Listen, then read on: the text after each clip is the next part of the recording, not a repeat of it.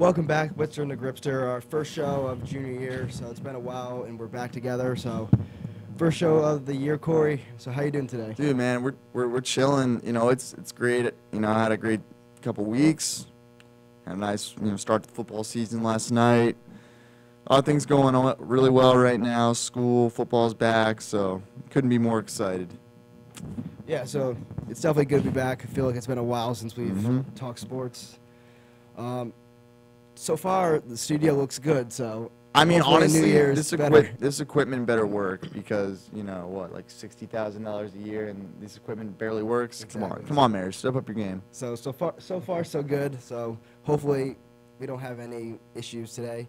So first the game last night, Falcons Eagles. It was definitely a highly anticipated game. Wasn't really too exciting, not a lot of scoring. But before I ask you, Corey, a few things just blew my mind. The Falcons their offense, like their defense played great. Their offense just dumb decisions on offense. I mean, on the first possession of the game, they get down, they drive right down the field, right down the Eagles' throat, and Julio Jones isn't on the field for third or second. I don't think he was on the field for all four plays inside like the 2-yard line. And Freeman was just. Devontae Freeman, great running back, had 6 carries the whole game, and Tevin Coleman had more than him at 10. I agree Coleman's a good running back. He's a good change of pace back, but you can't be giving your all-pro running back 6 carries. And he was averaging 6 yards a carry. Like, he had 36 yards. So it wasn't like he was carrying it bad. But on the goal line, we talked about this before, like, they were running the ball wide instead of right at them. Like, the Eagles have playmakers that can make plays on the outside, and clearly it just didn't look like, from the start, even the first play of the game for the Falcons was a botched snap. Like, it just wasn't a good game at all for the Falcons offense, and Matt Ryan especially. So listen to these stats, and this is for both quarterbacks. So Matt Ryan was 21 of 43 for 250. That is terrible. But even worse than that, so that if you thought that was garbage, this is garbage. Nick Foles, 19 of 34, 117 with a pick. Ryan threw a pick too. That's just terrible.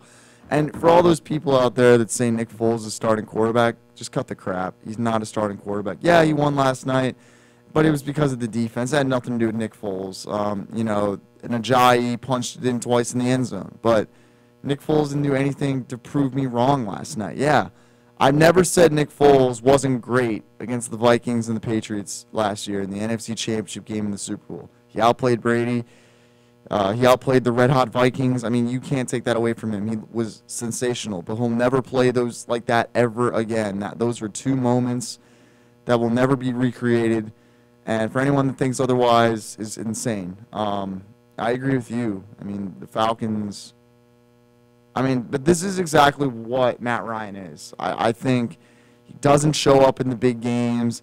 He's been called Matty Ice for so many years, but he just doesn't seem to come up clutch against the better teams. I agree. Bad play calling inside the red zone. Not just that, but they had short field, and they came right back down inside the 5, and they had to kick a field goal. Yeah, exactly. I don't get it. I mean, Julio had over 10 catches. He had 10 catches for like 170 yards. Why is he not getting looks in the red zone? Yeah, they just weren't even looking to him. Like, sometimes he wasn't even on the field. But I gotta say this too: the Eagles' play calling, especially in the first half, wasn't too great either.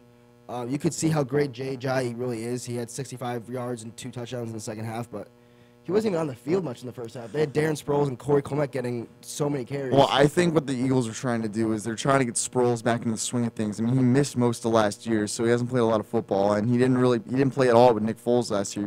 He played with Wentz, so maybe that's why. I think they were trying to figure out different situations for how the running backs work best, and it might have been a feel out in the first half. I think the Eagles were a little unorganized. I mean, the Falcons' defense is no joke. They're pretty good. I think they're going to have a really good year. It's too bad their offense was garbage last night outside of Julio Jones. But, yeah, I think the Eagles were really trying to figure something out. And I think that's why you could see, the running back committee at its finest. But, yeah, Ajayi's their best back. I'm kind of mad I didn't start him in fantasy last night. Got me 20 points. That's terrible. I should have started him, but sometimes I overthink the matchups. But anyway, yeah, I think the Eagles were a little unorganized. Not just for the first half. I mean, take out Ajayi. I mean, Nick Foles. I don't get it. He's not that great. Yeah, and exactly. But I mean, Foles definitely. They definitely won the game because of the defense. But before we go to the next thing, we got a question for Corey in the comments. So Steve, your brother from APD, Steve, wants to know, Corey, do you think the NFC East is overrated? Do I think the NFC East is overrated? It definitely, possibly. I mean, as long as, listen, I think the Eagles are like legit with Wentz, but as long as Foles is behind center, they're not even smelling the playoffs. With Wentz, I still think they're a playoff team. I think they'll win the division, but I don't think they're going to win the Super Bowl again. I don't know, like the Cowboys. Like I don't buy the Cowboy hype. Every year they choke. They go 9-7. Oh, big deal. Okay, yeah, they have Zeke, and they may make a playoff push, but their receivers are way below average. Their defense always seems to fall apart in the biggest games, and I'm not a huge. I like Dak Prescott, but I don't think he's an elite quarterback. I like the Giants. And, well, the Redskins are the Redskins. So, I don't know. Maybe to answer your question, and I guess it depends on when Wentz comes back. But as of right now, yeah, I could say that the NFC is definitely overrated. Yeah, there's definitely a lot of – I feel like most of the teams in the NFC East could either be really good or really bad. I feel like most of the teams in the division could be a playoff There's team. just a lot of questions. Yeah, exactly. I mean, with the Giants, we don't know how their offensive line is going to look. How is Saquon going to look? And then you got the Cowboys. They have injuries on their – dominant offensive line. The Redskins. They have a very overachieving defense, and who knows if they'll be able to continue to do that. They have no receivers. Well, the Redskins, well, they're just the Redskins, so that answers that question. Yep. And then the Eagles have the Wentz problem. So, I mean, every team in the NFC East has issues that they're going to have to overcome over the course of the season. But I like the Eagles' chances more than any other team in that division because of the talent they have. They got a good coaching staff, good ownership, good front office. Completely well-run organization, very passionate fans, so they'll be able to overcome the, first few games without Wentz. Yeah, I hear you. So next we're going to move into a few things each. We'll probably do 2 or 3 things each. What we're watching for in the NFL this year, some storylines or things that people and fans should watch for. And I'll go first. I think the Jets are a team that the NFL needs to watch for. Of course. I know I'm saying I'm a Jets fan, of but course the Jets. I think the Jets are much better than people think. I looked at all these power rankings, and they're either 30th, 31st, or 32nd, pretty much all of them, which is honestly just it's disrespectful. This team is way better than that. Yes, the offense isn't great, but Sam Darnold he'll have his bad games. He's a rookie. He's not going to be great all 16 games. But I think once he gets going, he'll find his groove a little bit. And I think their skill position players, they're better than people think. I know we've talked about this a lot, Corey. Yeah. People say that they have the worst position players in football. They really don't. Like Isaiah Crowell, Bilal Powell, and their receivers, Enunwa, Pryor, Jermaine Kearse, Robbie Anderson. Like yes, they don't have that one solid superstar guy, but they have a bunch of solid guys on offense. And on defense, I know, Corey, we both agree on this type of thing and why it matters in sports, but they just play hard. And that matters.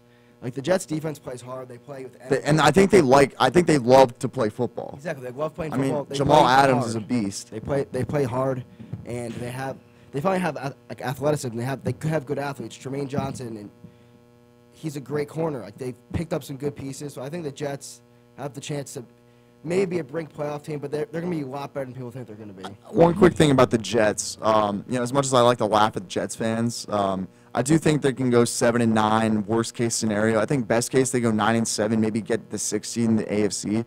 Listen, Darnold, like you said, he's gonna have growing pains. He's gonna make mistakes. He's gonna have those moments where wow, this guy's great, and then the what did he just do moments. That it's just gonna happen because he's a rookie. All rookies go through that at some point. What I'm gonna say is, I think I completely agree with what you're saying. I don't understand what this narrative is about how the Jets are awful. They have nobody. It's like listen, Darnold played with a horrible offensive line at USC last year, and he made things happen. They won 10 games. They won the Pac-12 last year with a horrible offensive line, very below average receivers, and 2 good running backs, but that was it. Yeah, exactly. And they won 10 games. Yeah, Darnold made a lot of mistakes last year, but he had to force things because he had a horrible line. So listen, as Darnold gets older, he's gonna, lessen down on the turnovers just because it's just natural, right? I mean, the more you're in the NFL, the more you kind of know how to play and what not to force and what to force. So I think Darnold's going to be fine. I think he'll make some really nice plays this season. Like I said, I mean, he can't be playing behind any worse of an offensive line than what was at USC, so I like the Jets' chances. What I'm watching for this year, and I'm just going to stick with the theme of our teams because I kind of want to bring this up.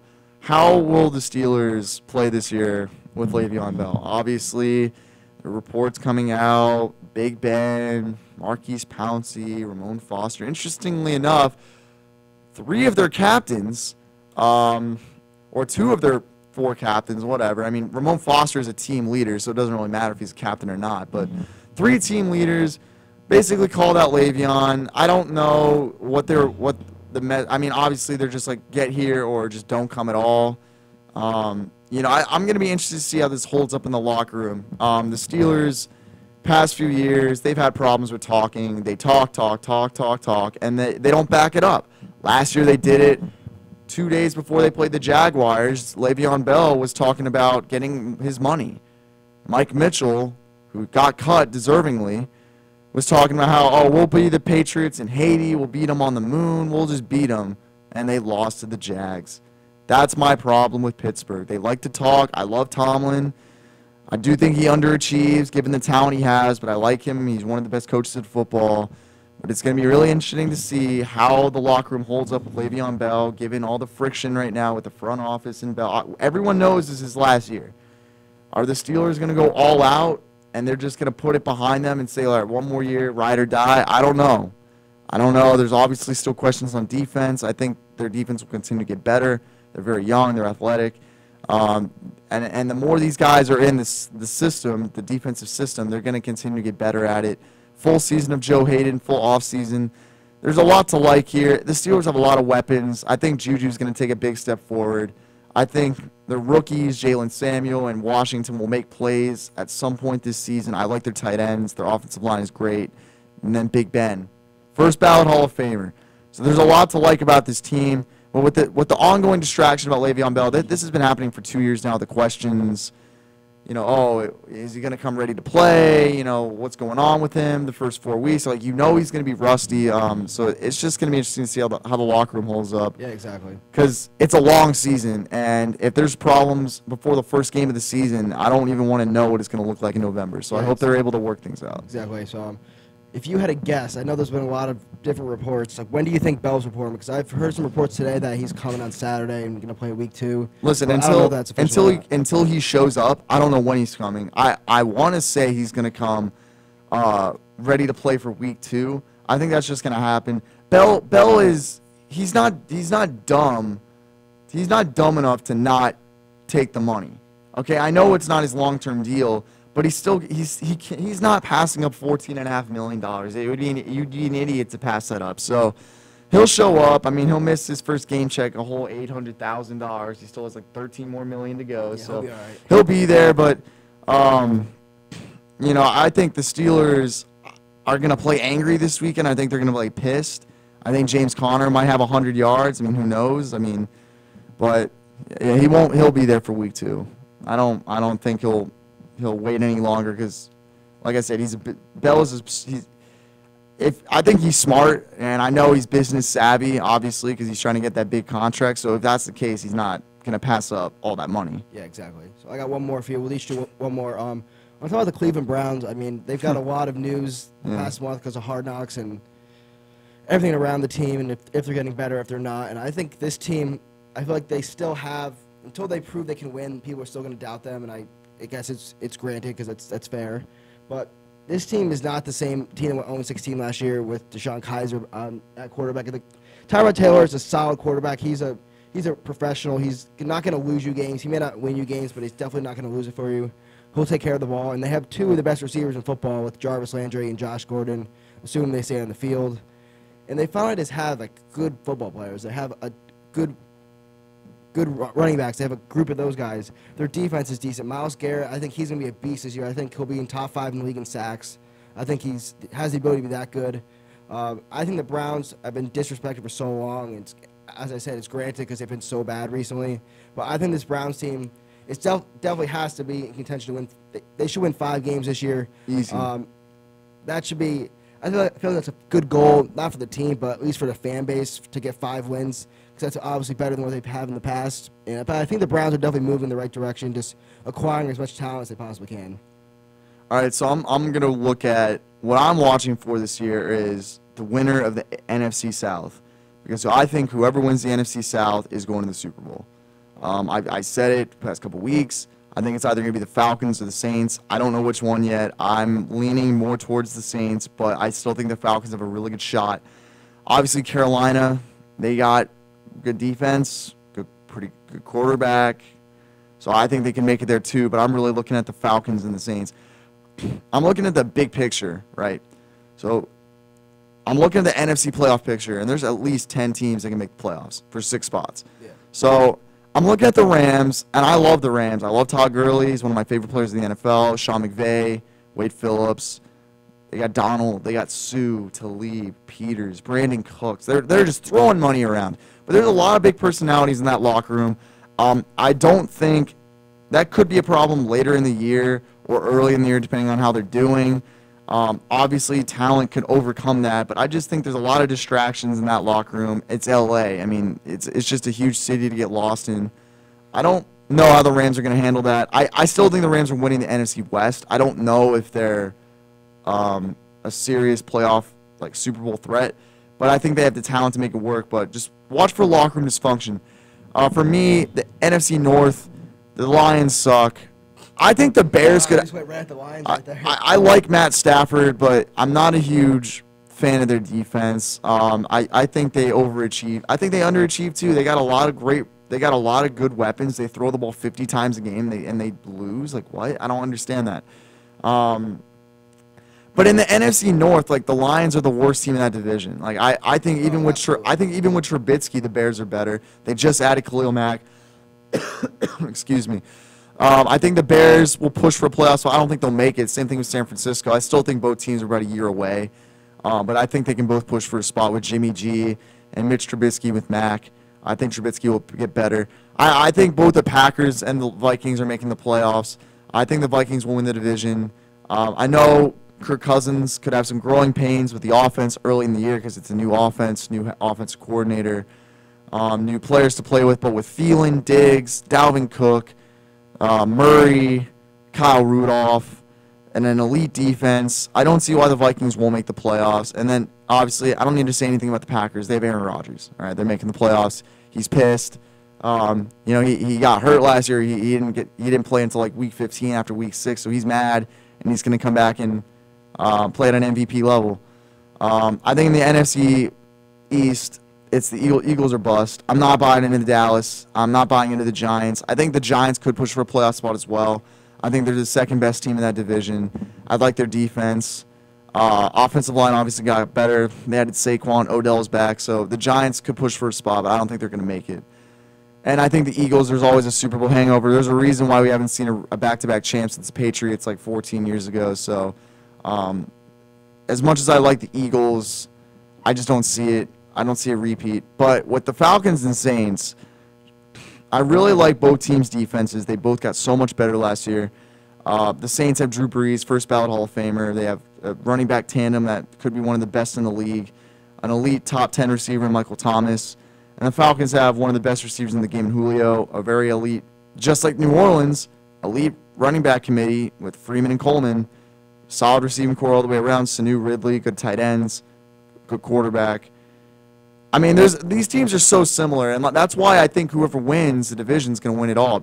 Not win it all. I mean, I think they'll get to the Super Bowl because both teams have got all the pieces to be successful. There's a lot of question marks for me with the Eagles, the Rams, the Vikings, and the Packers. So I like the winner of that division to come out of it. And it's a loaded NFC. It's going to be tough, but both teams got a lot of things going for them. Both teams have a chip on their shoulder. The Falcons have been eliminated the last 2 years in heartbreaking fashion. They blew a 28-3 lead against the Patriots. They should have beaten the Eagles last year. They got down inside the 5 and they couldn't score like a touchdown. And then the Saints, obviously, the Minneapolis Miracle. So both teams got a chip on their shoulder, and I expect big seasons from both of them. All right, so there's that. We'll now go to our game picks. I mean, Corey basically recapped the whole NFC, so I think Yeah, that pretty covered much, for the show. We'll go to the game picks. Some good games this week, week one. First off, the Texans are going to New England, take on the Patriots. Corey, you can take this one first. I'll take the Texans. I'm not.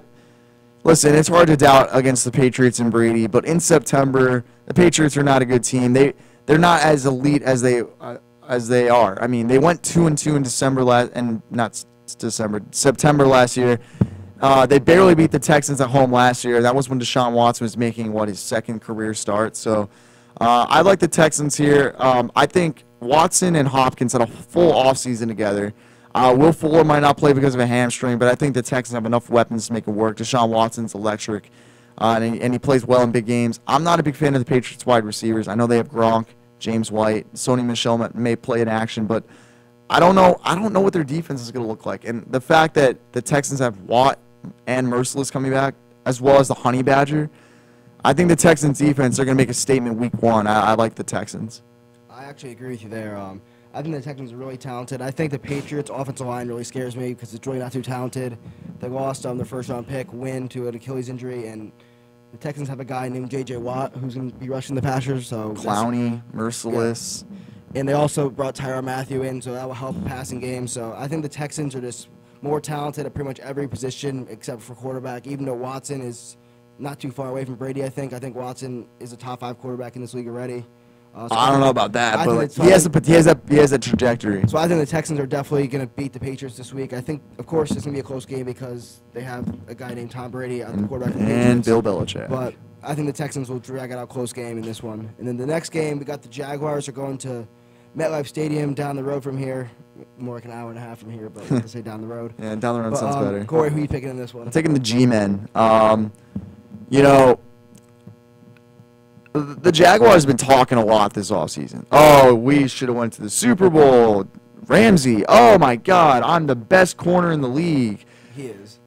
Big Ben is average. Matt Ryan is overrated. Or who else did he call out?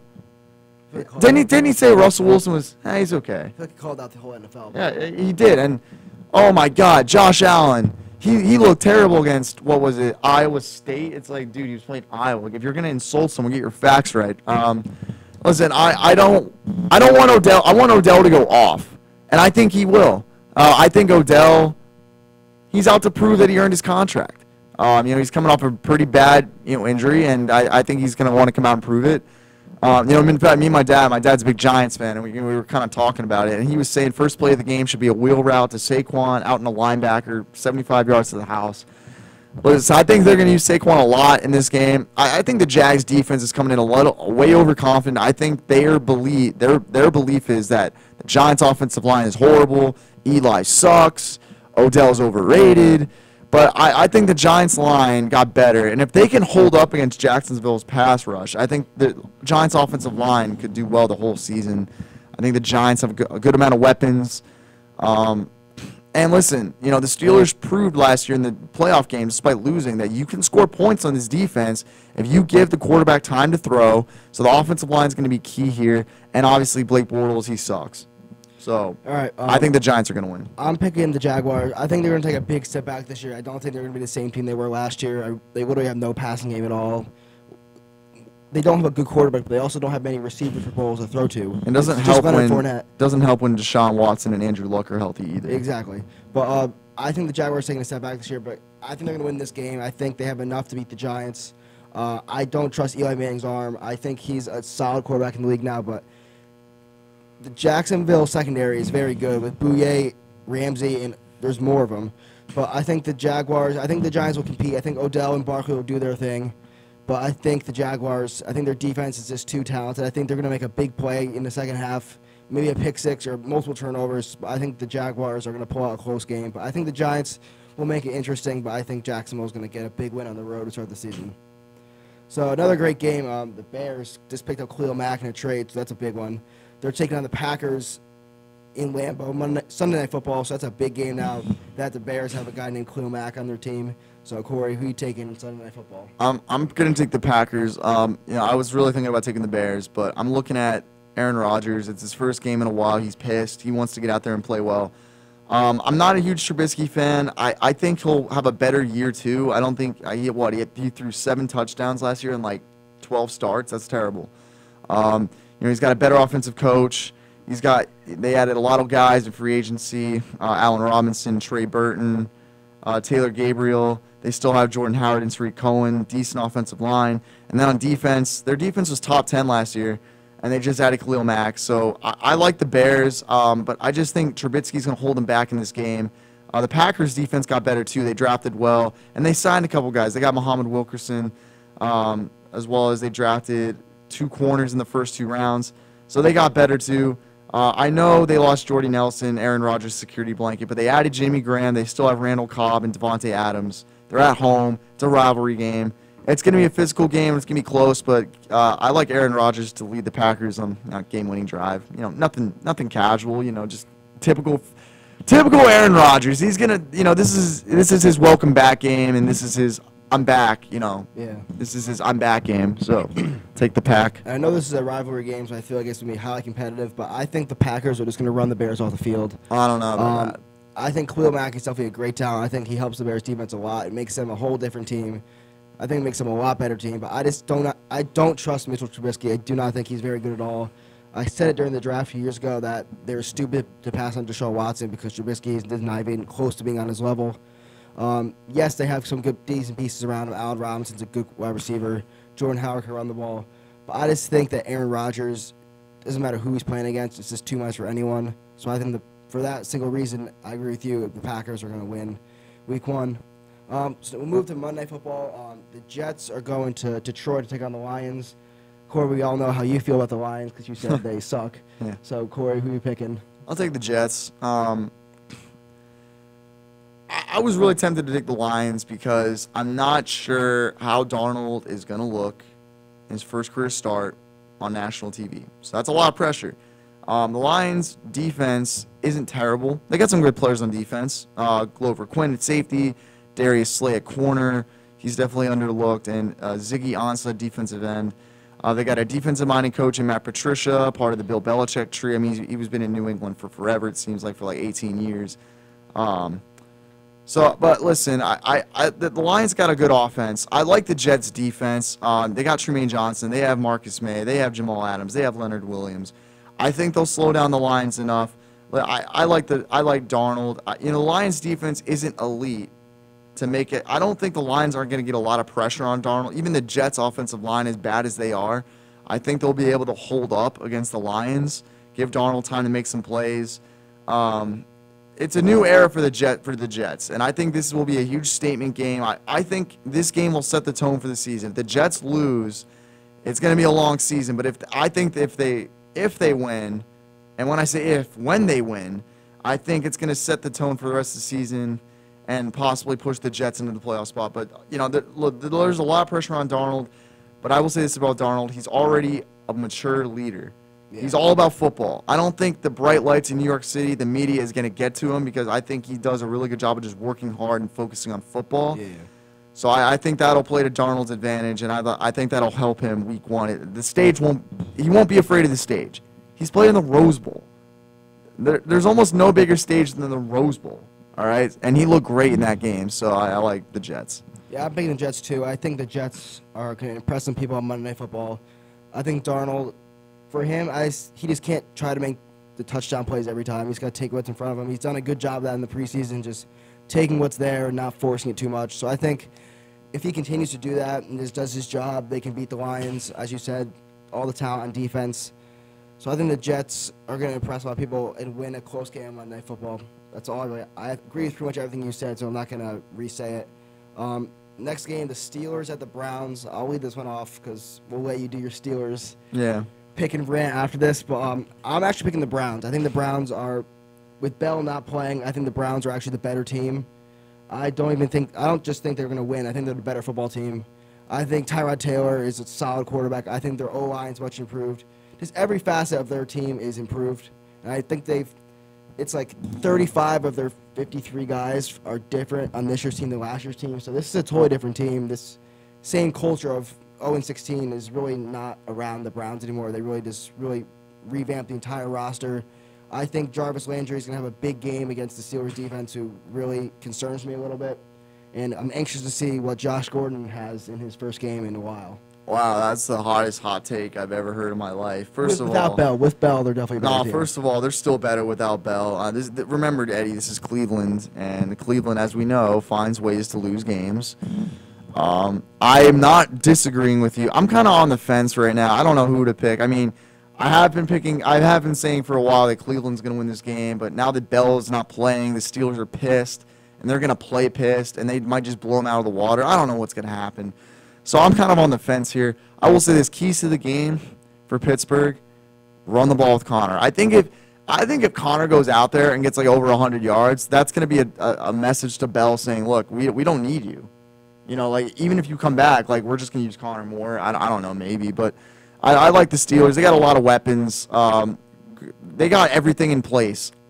But I don't even know how you can say the Browns are better when, like, Big Ben's a Hall of Fame receiver. They have better receivers. They have better tight ends. How the hell can you say, not to mention a better offensive line, how the hell can you say they're already better? Doesn't make any sense at all. I think the Browns' offensive line is much improved. What do you mean? It's the same offensive lines last year that gave up 7 sacks in the first game of the season to the Steelers. Yeah, that same line? Yeah, that's a great line. They did make improvements. You can the Steelers have what? Gave up 1 sack? Yeah, okay. But yeah. That's a good point. I'll give you that. Yeah, it is a good point. I know it. I don't think Vance McDonald or Jesse James are very good at all. I think David Njoku is probably 10 times better than both of them. Yo, McDonald had over 130 yards against the Jags in the playoffs. Okay. He's had a full offseason work with Big Ben. What do you mean? I wasn't talking about the offense as much as it was the defense. I think the defense is underrated. Underrated.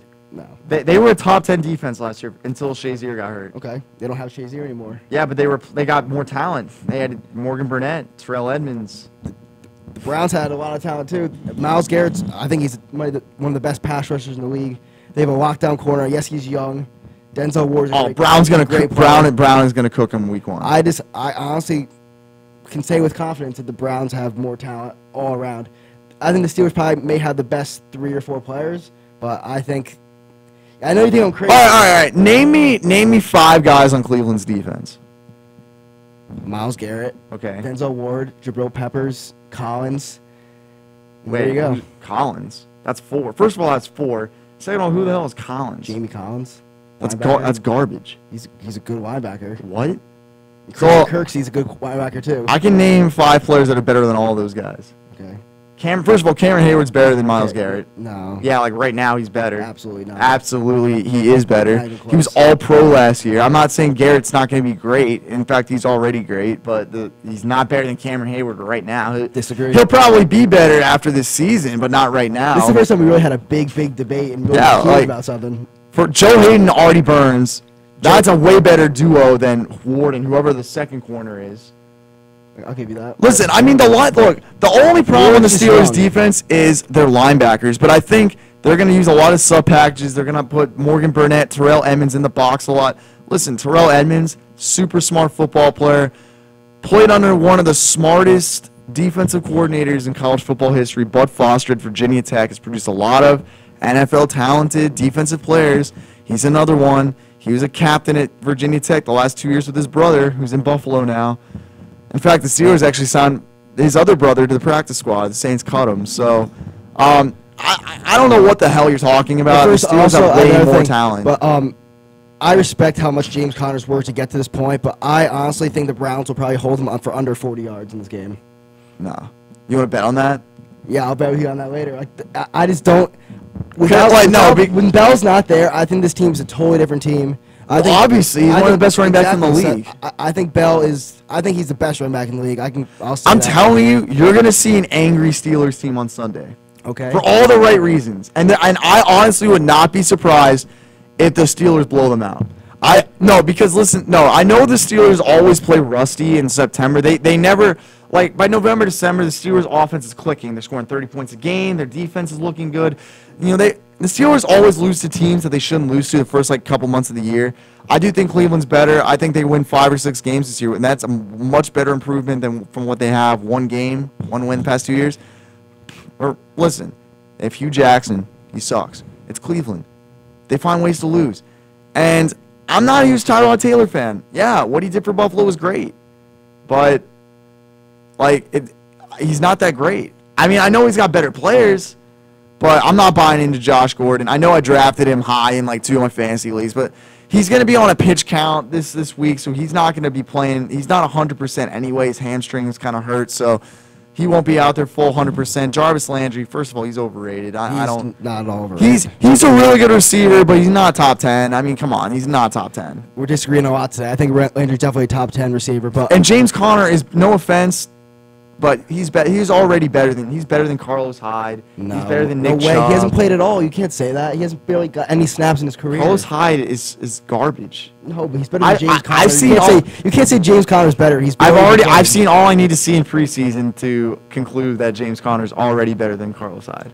Nick Chubb's probably better than James Conner. I love Nick Chubb. He went to Georgia. I mean, but Okay, well, it's definitely going to be a good game. We won't go on this all day, but definitely we'll have a great discussion about this next week, depending on who wins this game. Oh, yeah, I know we will. Since Corey had to open his mouth a lot, I'll be wearing my Browns jersey on Sunday just to get it going a little bit. So we'll finish with this last game. I doubt there'll be as much argument in this game. The Panthers against Zeke and the Cowboys. Oh, my God. Go Cam Newton. And I never thought I would say that because I hate Cam Newton. But listen, the Cowboys, like I said, their defense overachieves. I like Dak Prescott. Don't get me wrong. I don't like him. I don't hate him as a player. Wait, that didn't come off right. I like him as a person. He's a classy guy, all about football, not about the nightlife. He's going to work hard. I watched him play at Mississippi State for 2 years. I really liked how he handled his business. He's a professional. He's a grown-up.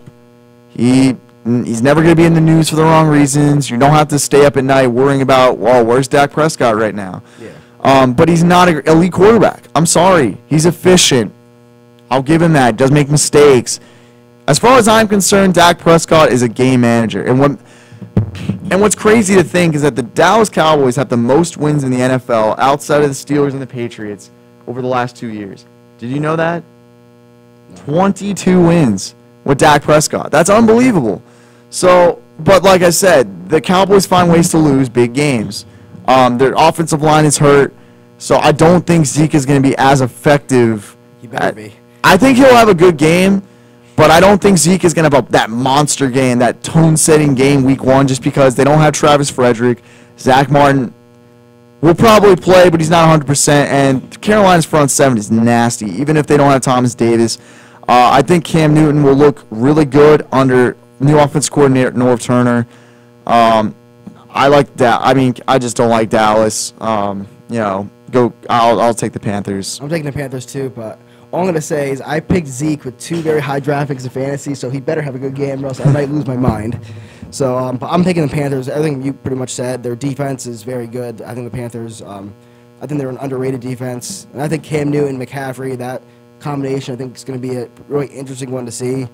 And I think even though the Panthers don't have the best receivers, I think they're good enough. So I think the Panthers are going to beat the Cowboys week 1 and Cam will get off to a good start this year. So before we do our big segment of the day, we'll do a few college games for next week. Georgia in South Carolina. We'll make these quick. I'm picking Georgia just because, I just think they're way better. That's all I'm going to say about that. Listen, I'm a huge Georgia fan, and I've been saying this for months now. This is probably their toughest game of the year. As far as you got to look at context, okay? Auburn is probably the best team they're going to play this year, but this is the most difficult game just because of the opponent. It's a road game, the second week of the season against the second best team in the SEC East. They have their best playmaker back in Deebo Samuel. Jake Bentley, the quarterback's gotten better. I think where Georgia has the advantage is their depth. Their offensive line, on average, 6'4" to 6'5", 320 to 325 pounds. They got a huge offensive line. And I've been reading articles that suggest South Carolina, they're a little bit smaller in the trenches. They don't have as much depth. I think Georgia will be able to score a lot of points. My concern is, how will the young defense play? That's where I'm concerned. But I think if their defense plays well in this game, it sets the tone for the rest of the year that they can go anywhere and win. I think Georgia's got the offense to score 30 points easily a game. They got so many weapons. They're so dangerous. I'll take Georgia, but it's going to be close until the fourth quarter. I think Georgia might pull away a little in the fourth, but it's going to be close all the way there. Interesting. So the next game, USC at Stanford. I don't know too much about this game, but just looking at these names, like you has to be a good game. Like these are two of the best teams in the Pac-12 consistently. But I'm going to pick Stanford in this game. I think Bryce Love, that's one name I do know from Stanford. I think he's very talented. I've watched him a lot, actually. I really enjoy watching him play, and I think he is a single-handed reason why they're going to beat USC. I'm expecting a big game from him this week. I agree. Listen, I know you don't follow as much college football as I do, so I'll kind of like fill in the gaps that you missed. Sounds good. USC starting an 18-year-old quarterback, making his second career start at JT Daniels out of out of Mater Dei. You know, he won like National Gatorade Player of the Year out of high school, and he enrolled in the summer. So, actually no, he enrolled in like the winter, but like he didn't really fully join USC until the summer. So whatever. But second career start. You know, Stanford, they're tough. They're really well coached by David Shaw. They have Bryce Love, a Heisman contender, one of the best running backs in the nation. But there's a name that people aren't really talking about, J.J. Arcega-Whiteside. He had over 200 yards and 3 touchdowns against San Diego State's tough defense last week in the home opener. He really put on a clinic. I like Stanford in this game just because of the inexperience of quarterback for USC. They still lack a lot of elite playmakers, and defensively, I just think Stanford's a little bit better, and they're at home, so I'll take the Cardinal. Sounds good. So last game, Clemson is going on the road to take on Jimbo Fisher in Texas A&M. I think I'm going to pick Clemson. I really like Clemson a lot. I'm a big fan of Dabo Swinney. Their defensive line is just amazing. They have 4 first-round picks on their defense line. It's just absurd of how good they are. I think it's not even worth to run the ball. So I'm expecting Texas A&M to throw the ball a lot this game, but I think Clemson's still going to win this game big. I think what you might see in this game is I think Jimbo Fisher might switch it up a little bit. He's got 2 quarterbacks that really, he says, have the potential to play. Kellen Mond and Nick Starkel. Nick Starkel is more of a thrower. Mond can throw, but he's better at running. I think he might use both in this game, even though Mond is the starter. Listen, Jimbo Fisher is really trying to reset the culture at Texas A&M. You know, I think it's safe to say when he came there, he probably saw the players. He thought they were soft. They didn't know how to win. They didn't know how to work hard. You know, he's kind of brought he's trying to build a winning culture at Texas A&M, and he has the resources and the money to do it. Texas A&M has always had good players the past few years. They just never had the discipline to win games in the second half of the year. You know what I'm talking about, right? Texas A&M always started fast. They always started 6-1, 7-0, 8-1, and then they lose 3 of their last 4 games and lose their bowl game and finish 8-5. And people are like, wait, weren't they just a top 5 team like a month ago? So I think with Jimbo there, it might take a couple years before they're really true contenders in the SEC West. I still think they'll win 7 or 8 games this year, but they're not beating Clemson, as you said. Dabo Swinney's, first of all, he's a better coach. They have 4 first-round picks on the defensive line. Offensively, good running backs. Travis Etienne is leading that. I think they got Kelly Bryant just because of Trevor Lawrence's just mere presence. You know, this 5-star quarterback out of Georgia. Kelly Bryant is playing with a huge chip on his shoulder because he knows he's playing for his job, so he's going to play really well. Lawrence is going to play too, but I like Bryant to keep his job. Just too much talent to overcome. I like the coaching matchup because they've been coaching against each other for so many years in the ACC, so I'll be looking forward to seeing that. But just too much talent overall. Clemson will win, but A&M will keep it close. I think Jimbo Fisher will be proud of how his team plays on Saturday, but they won't get the win. All right. So towards the end of last year, we started doing a lot of drafting teams for March Madness and stuff, so we've taken it to another level with NFL. So we're going to draft each a quarterback, 2 running backs, 2 receivers, a tight end, a kicker, an offensive line as a whole. So that's one pick, offensive line as a whole. 2 defensive ends, a D tackle, 2 linebackers, 2 corners, and 2 safeties. So, Corey. You want to do rock, paper, scissors? All right, we'll do that again, I guess. Okay. Yeah, best out of 3. Just go for hell yeah. First pick. So my quarterback. You don't have to go in order, by the way. Oh, I can pick anything? Oh, cool. All right. Should let you pick a quarterback, and then I could have picked the best player. No, all right. So my first pick, I'm just going to take defensive tackle, Aaron Donald. Let's face it, he's the best defensive player in football. Just signed a massive extension, and he even said himself, listen, there is pressure now that he has this big deal, but I don't expect anything to change. He's been one of the best defensive players in football ever since he's been a rookie, and he's been the best defensive player in football the last 2 years. alongside Khalil Mack. But I liked Aaron Donald. He's really good against the run. He's an excellent pass rusher as well, and he can really set the tone for my, fantasy team, right? So I'll take Aaron Donald. All right, I'm going to slot this guy at defensive end, even though he's kind of a guy who can go in a bunch of different places. He's been a guy who's recently been traded. Yeah, Khalil. Highest paid player on defensive side in football history. I'll take Khalil Mack. I think he's going to make the Bears a whole different animal this year. I feel like 2 first-round picks is a lot to give up for a guy, but if you're going to give it up for someone, he's a generational that's talent. One guy you can slide doing that for. All right, so we just got the best defensive player in football. How about we get the best receiver? Give me Antonio Brown. He's my guy. This guy knows all the routes on the route tree. He's probably the best route runner in the NFL. I will definitely agree with that. I also believe that he works the hardest out of almost anybody in the NFL to prepare for each season. He really pushes himself to get better. And look, everyone knows Antonio Brown is one of the best 3 receivers in football, but he's always trying to get better at something, and I admire him for that. I respect him for that. He's excellent. There's a reason why they call him Tony Toe Tap. I've never seen any receiver better on the sideline than Antonio Brown. He has the best footwork. Can you disagree with that? I mean, I've never seen someone catch so many tough balls on the sideline. And to get his feet in bounds in a split second, that's incredible. So I'll take Antonio Brown to lead my offense. Yeah, some of those touches by Brown look like me when we play football outside sometimes. Yeah, I know. It's incredible to see how he gets his feet down, Eddie. I mean, it's amazing. He surprises me every year. Just like me. Nah. So we're gonna get to the freaking quarterback. We're gonna get to him every single time. So I'm taking Von Miller, linebacker from the Broncos. So I'd like my odds with Von Miller and Khalil Mack coming at you, so yeah, I'll put Von Miller in there at linebacker. So I'm going to take Aaron Rodgers. Just give me my quarterback, right? And listen, I know you have the pass rushers. I get it. But what better quarterback to extend plays and to avoid those pass rushers than Aaron Rodgers? He's so mobile. He's pissed off. He's ready for a big year. I'd be surprised if he didn't. Honestly, he could win the MVP. Wouldn't surprise me at all. And with Antonio Brown on my team, oh my God, I know Rodgers doesn't have the chemistry with Brown like Big Ben does, but man, best receiver, best quarterback in the league. I like my chances, even though you have 2 elite pass rushers, so I'll take Rodgers. Since you have Antonio Brown, that's going to be something that I have to address, or else I'm just going to get absolutely destroyed every single game. So I'm going to take Jalen Ramsey at cornerback. Oh, okay.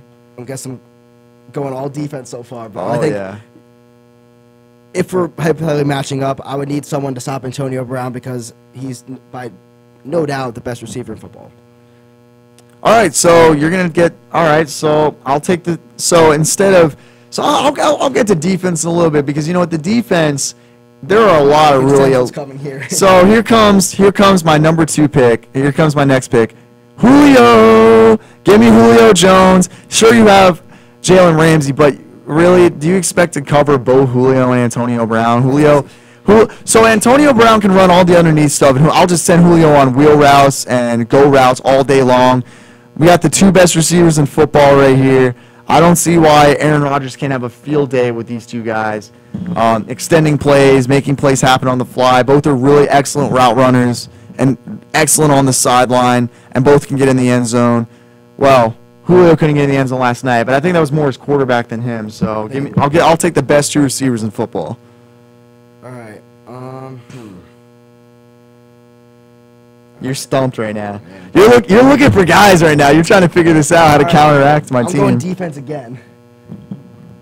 Wait, how many running backs did we get? We get 2? 2? All right, cool. I'm taking Luke Kuechly. Ooh, okay. From the Panthers. Okay. So we're building an all-pro defense right here, but the offense is definitely going to need some improvement very soon. Yeah. All right. So, how many tight ends do we get? 1. All right. Give me Gronk. Oh, great. So this is going to be great. So you had the offensive team and I had the defense. Yeah. No. But see, like, there's so many good defensive players that like. I'll be fine with what I got, but listen, Gronk, he is one of the most unstoppable players in the National Football League. When he's healthy, you can't cover him with a linebacker. You can't cover because, I mean, they're not quick enough, and you can't cover him with a corner or safety because they're too small. So he's one of the hardest matchups in the NFL, and you have to have the right caliber player to match up with Gronk. I put Gronk with Rodgers, Brown, and Julio. Someone's going to be pissed because they're not getting enough targets. That's all I'm going to say. So I'll take Gronk. I like my all-pro offense so far. All right, so I'm finally going to move to the offensive side and actually get some offense on this team because that's much needed. I'm going to take Todd Gurley at running back. Ooh, good pick. Since we don't have anyone else on offense yet, I feel like Gurley would be a good spot to start. All right, so I will take give me Zeke. So, obviously, we'll get to the offensive line in a bit, but there's a lot of really good offensive lines in the league, so I like Zeke running behind any of those lines, and I know Zeke's, and the best part about Zeke, he doesn't even need to catch the ball. We already have 3 elite catchers. Great. I mean, Zeke can catch the ball if he wants, but like all we need him to do is just run up the middle every time, so I like Zeke there. We're going to go defense again. Oh, you're just looking up elite defensive players at this point? NFL top 100? Yes. Yeah. We're going to take Everson Griffin from the... Oh, all right. I know, Corey, you're a big fan of him. I like him, So yeah. I think we'll add him to the pass rush. So who you got so far? You got Griffin, you got Miller, you got Mack, you got Kuechly. Ramsey. Oh, that's a good defense. But we have Gurley on offense. That's the one right now. Yo, I might just finish off my offense before I even attest to the defense. Boy. All right. Who do I like for my running back? I got a lot of great options. Who are you going to take? No, it's probably not who you'd think. Or maybe it is. Mr. Holdout? No. You can have Bell. Okay, sounds good. I'll take Alvin Kamara. Huh. Listen, Kamara, excellent on kickoffs. He can run the ball, change a pace guy from Zeke, and he can catch the ball out of the backfield. And now we got so many weapons. Oh, look, I was thinking about Le'Veon Bell, but I'm really sick of Le'Veon Bell. I'm tired of him. I want him to go away. I think he's one of the best running backs in the league, and I hope he gets his money, but he's not getting it from Pittsburgh. I'm not defending either side, but I'd rather just have Kamara personally. So Sounds good. there's my offense. So I'm taking Patrick Peterson. We need someone to guard Julio now. So we'll put Patrick Peterson back there. All right, so we're gonna take all right, so we're finally addressing the defense. We have Aaron One second. Donald. You got the funny thing is I only have one offensive player. You only have one defensive player. Yeah. So it's interesting. So I'm gonna finally go to the defense. Give me cornerback Xavier Rhodes. He's one of the best corners in football for the Vikings. He's matched up with guys like Antonio Brown, Odell Beckham Jr., Julio, and he's done an excellent job shutting down all of them, or at least slowing them down enough. I remember a Monday night game a couple years ago. The Giants were playing the Vikings in Minnesota, and he held Odell like 2 catches for 20 yards. Like, that's excellent. He's done a really good job against Mike Evans. And in this division with Aaron Rodgers and Stafford and Trubisky, who could be better, you're going to need an elite corner. So the Vikings have that, and he'll lead my back end of my defense. All right, I'm going defense again. Shocker. I'm taking Earl Thomas, safety from the Seahawks. I think he's arguably the best safety in football still. He's still very talented. You can't take that away from him. So I'm going to take Earl Thomas. Good pick. All right, so I'll match your safety with another safety of my own. I'll take Eric Berry. When he is healthy, and I'm just going to assume because we're doing this fantasy thing, right? They're all healthy. So Yeah. I'll take Berry. Him and Thomas are arguably the 2 best safeties in football. He's really the heart and soul of that Kansas City Chiefs defense and maybe the team. When he came back from having cancer, I mean, there was nothing more inspiring than that. So I think he'll help lead my team here, and he'll be a really good addition at the back end of my defense. So I might as well just finish out my defense. I'm going to take Fletcher Cox, defensive tackle from the Eagles. So we'll plug him in right there. And we have only thing left on defense we need is the safety, so we're probably going to wait on that for a little while. You're going to wait on that for a little bit? Yeah. All right, so you have Luke Kuechly. So I'll take Bobby Wagner. Listen, he's one of the best linebackers in football. If he's not number 1, he's number 2. I mean, this guy is incredibly talented at making tackles. He can fly around, and again, heart and soul of that Seahawks defense. Well, at least he is now. Now that Earl Thomas really doesn't want to be there, and everyone else is gone. So, yeah, and he's really good at against the run, good at rushing the passer. Really doesn't miss tackles, so I like Bobby Wagner. All right. I'm starting to realize that offense is something that really needs to be addressed now. I'm going to take the Cowboys offensive line. Let's shore that up and get that all set. Yeah? Yeah. Yeah? So I'm gonna take your boy, Jamal Adams. Are you kidding? Yeah, give me Jamal Adams. He's a baller. Listen, this guy's he's on the rise. He's really young. He's hungry. He loves football. You're stealing my freaking pick. He said himself, I would die on the football field. That's not logistically what you want to hear from a player, but you gotta love his passion for the game. Listen, this guy is already a mature leader for the Jets. He's already isn't he going to be a captain this year? I don't know. Sure he is. But with him and who's my other safety? Oh, Eric Berry. That's excellent. Jamal Adams is going to be an All-Pro safety in a couple years. So I'm taking a steal right now. Well, I thought I was going to get him in like the last round. You were going to laugh at me. No. I'm going to take Harrison Smith, safety from the Vikings, since you stole my pick with Jamal Adams. So we'll finish off our defense with Harrison Smith. So I think we have about 6 or 7 more picks left. So wait, I need another linebacker, right? Yeah. So what? 2 defensive ends, 1 tackle, and 2 linebackers. Yep. Ooh. You still need a corner. Oh yeah, I need a corner too. This is tough, man. I'm trying to really go through this. All right, I'll take Marcus Peters, a corner. He's again. You can't go wrong with any of these picks. These guys are all like top 5 of their respective positions. I really like Marcus Peters. I know he's had a lot of, on the field baggage. He's been distracting. He's had problems in the locker room, but I really like him as a talent. Him and Casey Hayward have they're tied for the most interceptions the last 2 seasons. I would have taken Casey Hayward too, but I'm not unhappy with Rhodes and Marcus Peters. All right, so since I can no longer, I'm not even allowed to take defensive players anymore, so I guess we're going to have to go to offense. I'm going to take the guy who I think is honestly the most talented receiver in the NFL. Not the best, but the most talented. So I'm going to take Odell Beckham Jr. and put him on my team. Okay, very nice. I will tell you, Brown's the best wide receiver in the league, Corey. Thank you. I know he is. It's glad to know that you know. Dude, I'm trying to think of really good. All right, well, I'm going to assume he's healthy. I'll take J.J. Watt on the defensive line. Listen, this guy has been hurt the past 2 years, and even when he was healthy last year, not the best numbers. But I still think he's an elite player, and when he was in his prime, and I still think he's in his prime, he's just got to prove he's healthy. There's no one better than J.J. Watt, so I like J.J. Watt here. All right. I'll take Le'Veon Bell. Ooh, I guess we'll throw him right there. It's kind of interesting because it's the dynamic of how 2 running backs would work, but this is just for fantasy. This is for just whatever.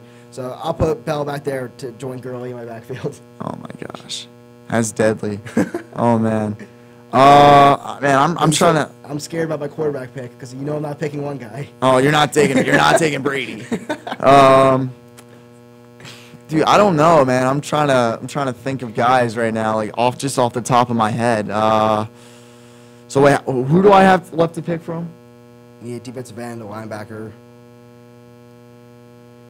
Is that it? And an offensive line. And a kicker.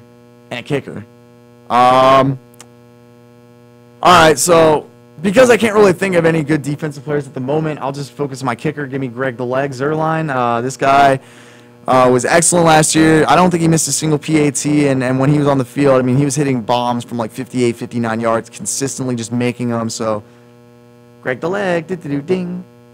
All right. I need another receiver. I'll take DeAndre Hopkins from the Texans. I think he's the next best receiver, number 4 in the league. So, by the numbers, I'll take Hopkins. All right, so I'm going to adjust my offensive line. Who do you got? You have Von Miller, Fletcher Cox, Khalil Mack, Everson Griffin, Kuechly. All right, so because you have such a great offensive line, I'm going to take my offensive line, the Steelers. Wow. I really believe that they are one of the best 3 offensive lines in the league. I guess we're getting to the quarterback easily. This was a game. No, this is listen, with the way Rodgers. I know this is just an exercise, but Rodgers would be able to extend plays. The Steelers' offensive line is really good. Villanueva is underrated. He's held up against guys like Von Miller before. I don't think it'll be as much of an issue. I like Pouncey and DeCastro on the right side of the offensive line. DeCastro's an all-pro guard. Pouncey's a Pro Bowl center. Ramon Foster and Marcus Gilbert underrated at their positions. The Steelers have a good amount of depth on the O-line as well. And with Kamara and Zeke leading the way behind that offensive line, look, this line has made Bell look better than he is. But I think you can say that for any good running back in the league, they have a really good line in most cases. So I like the Steelers' offensive line. They're one of the best in the league, in my opinion, and I think they'd be good for my team. All right. I'm taking Travis Kelce at tight end. He's the second best tight end in the league. I think that's pretty much agreed upon by a lot of people. Yeah. All right, 2 more. Dude, man, you're not giving me any time to think about who I want to pick. I mean, that's the plan. No, like that's not the plan. That's not the plan. Who do I have left to pick? A linebacker? And defensive end. Defensive end, man. Like you already took like Khalil Mack. Man. Yeah, I'm gonna be thinking about this for like a minute. Honestly, like you really did put me on the spot. It's part of the game plan. No. Man. Well, because I can't really think of anybody. You can pass the pick on to me. No, I'm not passing a pick on to you. All right, why not? I'll take Deion Jones at linebacker. Just because I can't really think of anybody else, and you know I just watched him play last night, and he played really well. This guy's an athletic freak. He can cover tight ends. He can cover corners. He can fly in the backfield, make tackles against the run. He's really good as a pass rusher as well. This guy's an on-the-rise linebacker. He had over 135 tackles last year. He's tied for 4th in the NFL. He's really heart and soul of that Falcons defense, and he's only in, I think, his 3rd year. So this guy's already come a long way, and he's already an elite defensive linebacker. So I like him alongside Bobby Wagner. All right. I'll take the veteran at kicker, Adam Vinatieri. I think if he had if he was on a better team, he'd be a much higher regarded kicker in especially fantasy football. It's just because he's on the Colts and there's a lot of question marks with them. So I'll take Vinatieri as the kicker for my team. And last pick. I'll take another savvy vet myself. I'll take. Now I'm thinking who I want to pick. I'm just trying to think. Screw it. I'll take Calais Campbell. This guy has been really consistent throughout his career. Usually gets between anywhere from like 8 to like 12 sacks a year. This guy is really good at what he does. He's a veteran leader. Can really help my defense in the locker room. Listen, Calais Campbell's not like the most marquee name, but he did have over 14.5 sacks last year, and he's just like I said, he's another guy, all about football, works really hard, and he's consistent. So I like Calais Campbell on my team. Honestly, I could pick a college quarterback right now, and I'd probably still win. I think. No. But there's a reason why I'm not taking Tom Brady, and it's not because of that I hate him. No, I think it's because you just don't like him. I actually have a solid reason for it. So. A lot of guys in my offense are guys who are great athletes: Gurley, Bell, Beckham, Hopkins. So I want a guy who can get around, move, get on the ball. So I'm taking Deshaun Watson from the Texans to be the quarterback of my team. I think he'll be able to move out of the pocket, throw some screen passes, just get the ball in these guys' hands. So that's the Don't you need an offensive line? I got the Cowboys already. Oh, that's right. So those are the teams. I'm definitely going to put them up on my Twitter again, and you guys can vote on who you think's the better team. I guess I'll go through it real quick. My offense: Deshaun Watson, Todd Gurley, Le'Veon Bell, Odell Beckham Jr., DeAndre Hopkins, Travis Kelce, Adam Vinatieri, and the Cowboys O-line. And my defense: Khalil Mack, Fletcher Cox, Everson Griffin, Von Miller, Luke Kuechly, Jalen Ramsey, Patrick Peterson, Earl Thomas, and Harrison Smith. I like that defense. And Corey has Aaron Rodgers, Ezekiel Elliott, Alvin Kamara, Antonio Brown, Julio Jones, Gronk. Greg the Legs O-line, and the Steelers O-line, and on the defensive side he has J.J. Watt, Aaron Donald, Calais Campbell, Bobby Wagner, Deion Jones, Xavier Rhodes, Marcus Peters, Eric Berry, and the best player in the NFL, Jamal Adams. Look, I'm just going to say this, all right, to the Twitter followers, okay? All I'm going to say is that my team, not only do I have the best offense, but my defense is good enough to make it work. I mean, I got all-pro guys on my defense. I have as many as he does. And my team's better. I have a better offense and honestly, and a really good defense. You honestly might not even score once. You're not scoring at all. How? That's garbage. Dude, no, Peters is going to go on Odell. And we might have to create this game into a Madden game and play it. ooh, That might be the only way to really find out. Oh, I should have picked Brady then. Brady. All right, well, thanks for listening. We'll be back next week. We'll recap Week 1, the NFL, and we'll really preview Week 2, and we'll have a heated debate about the Browns-Steelers game. Oh, I'm sure we will. All right, thanks for listening. We'll see you next time. My team would kick your ass.